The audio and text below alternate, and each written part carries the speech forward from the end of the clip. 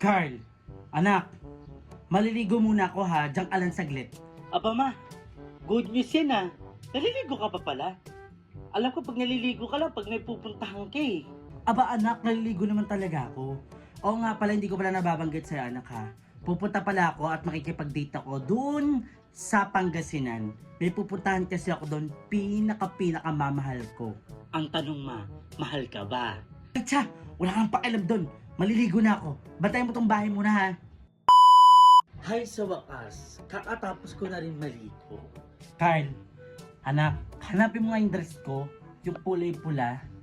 Kasi, dun ako naakit or dun naakit ang tatay mong si Yaji. Kaya kailangan magpabango ko napakadami para maakit ulit siya. Ano ba naman to si mama? Kitang naglalaro ko ako paghahanapin ng dress niya tsaka yung pabango na yun. Pero parang nakita ko yun. Eh basta, hanapin mo yun. Hindi pwedeng mawala yun. Napakabango nun. Ma, hindi ko mahanap yung dress. Ang bango nito, tsak, na magugustuhan na ako lalo ni Yaji. At iiwan niya na si Sabi kahit buntis. Excited na ako makuha si Yaji ulit. Diyan ka na nga anak.